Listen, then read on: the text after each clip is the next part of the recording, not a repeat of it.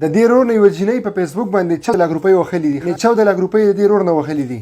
دا یې ولې وخلي دي؟ دا کوم پراډ راغلی دی نن سبا داسې قسمه دوکې ډېرې زیاتې دي. نو دا ویډیو مکمل وګورئ. دا رور په خپله باندې قصه بیانوي چې د سره څه پراډ شوی دی. یعنې په فیسبوک باندې یوې جنۍ د دې نه 14 لک روپۍ څنګه وهلي دي. نورې ته 18 لک هم وهلي، خو دې رور وویل چې زما سره رابطه وکړه. ګرانو کتونکو، دا کوم رور چې تاسو ته ښکاري د ده سره په سیټ کې بل کس ناست دی، ټیک شوله.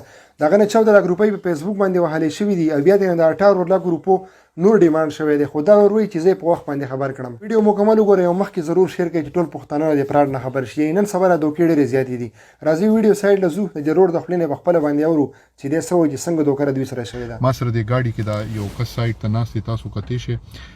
دې چې کله وختي ما سره رابطه وکړه او د خبرې ما واورېدې، نو دې ډېر زیات ټینشن کې دی. دې حد ته دې رسېدلی دی چې دې وخت کې دې خودکشۍ ته تیار دی. د سره چې کومه دوکه شوې ده، نو داسې دوکه به په معاشره کې نورو هم ډېرو زیاتو خلکو سره شوي وي او کیدی شي یا چا سره داسې قسمه حل رواني. د دې دوکې حوالې سره چې څومره پروفز د ما ته راکړه، هغه به زه تاسو سره شیر کوم. د سره یو زنانه رابطه وساتله په فیسبوک باندې او هغې ورته وویل چې یاره چونکې زه ریټایر شوی یم او زه دا غواړم چې زه تا ته څه پیسې درولېږم او زه تا سره واده کول غواړم. نو دته ده ورته خپل آی ډي کارډ او خپل چې څومره ډیټا ده هغه ورته ده ټرانسفر کړه. چونکې دې پوهېدو نه دوی جوړه کېدي چې دا ښځه ما سره په حقیقت کې مخلصه وي یا هغه غواړي چې هغه ما سره واده وکړي.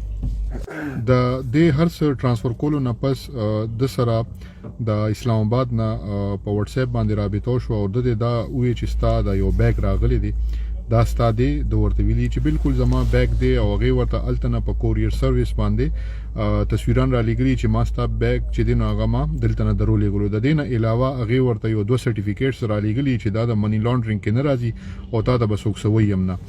بیا دلته کې د سره خلکو رابطه کړې ده. یو ورته ویلي چې زه د کسټم نه یم او ستا هغه بیګ چې دی نو هغه سکینر والې دی او هغې کې دننه پیسې دي.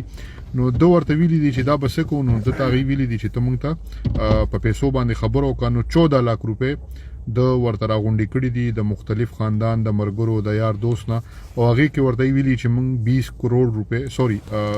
20 لک ډالر 40 کروڑ روپۍ پاکستاني د هغې جوړېږي دا تا ته مونږ درلېږلي دي. اوس دته وایي چې ته 18 لک روپۍ مونږ ته نورې راولېږه. دې چې کله ما سره ملاوېدو نو دې یو ملګري سره ده رابطه وکړه چې ما ته لږې پیسې نورې راکړه. هغه ما سره رابطه وکړه چې یاره داسې یو مسله ده او داسې قسمه د سره مطلب یو گیم شوی دی.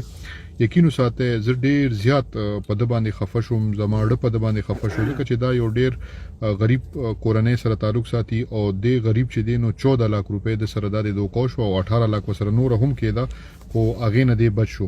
خو دا 14 لک روپۍ چې دی نو دا هم د ډېرو زیاتو خلکو نه قرض اخیستي دي.